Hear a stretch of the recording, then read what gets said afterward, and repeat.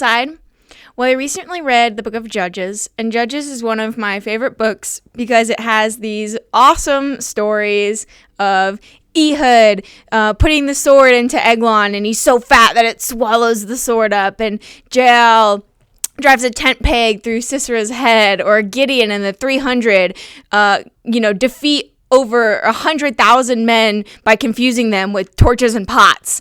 And but it also has these heartbreaking, it's also difficult because it has this heartbreaking story of the Benjaminites just abusing and ruthlessly killing the Levites' concubine. And so it's full of awesome stories of God's victory, but also horrid stories of the Israelites turning from God.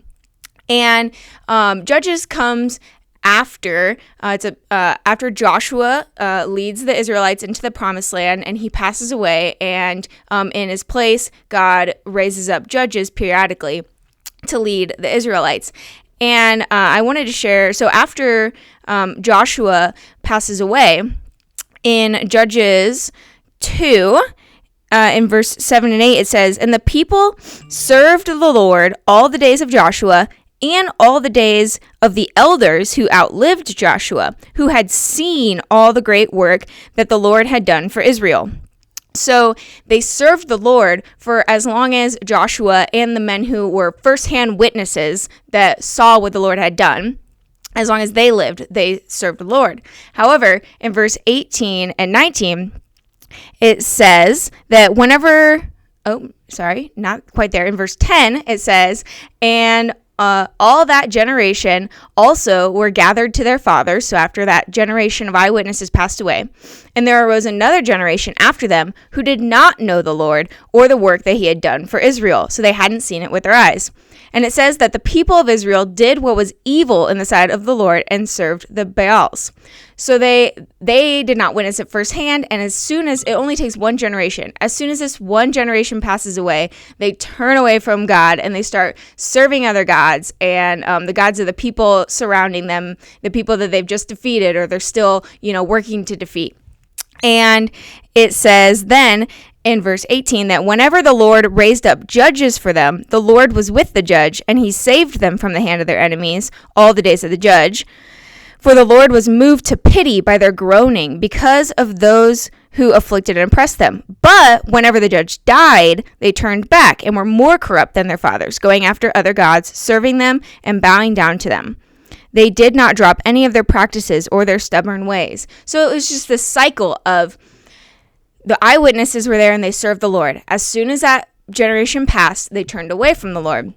However, they would get into a situation, and then they would go, "Hey, remember those stories that our fathers told us about, God delivering them, and maybe we should, turn to him and follow him." So they would call out to him. He would bring a judge and deliver them. And then again, as soon as that judge died and those people that witnessed it died, they would do the same exact thing. And then they would get into a situation and say, "Hey, remember those stories?"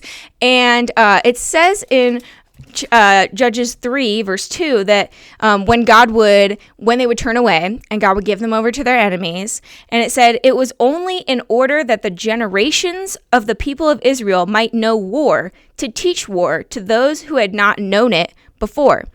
So it's this recognition that they haven't had this firsthand experience in which they saw and experienced God and made it their own, right? Their faith, they made that decision.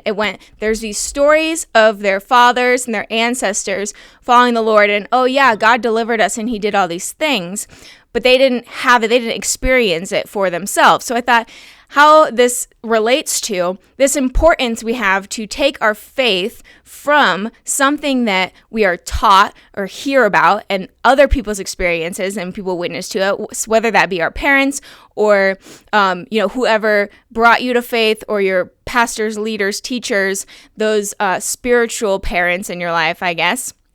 And to really make it your own, these experiences that you have when you get into a situation and you say, these people, they tell me that God delivered them, and if I call out to that same God, perhaps he can do the same for me. And they have that experience, right, where it becomes truly their own.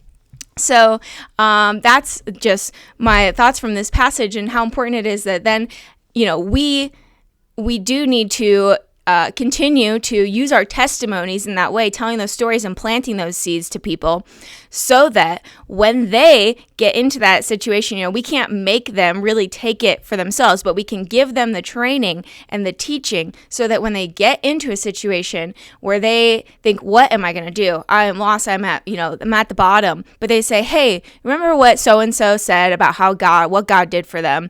And they call for God, and they have that experience, and it becomes their own. And if you're in a place where it hasn't become your own, God really does do these things, not just in the lives of the Israelites in the Old Testament, but today in our lives. And so when you get into those situations, call out to God, and He will deliver you. So that is my word for you today, and I'll see you next time, Hillside.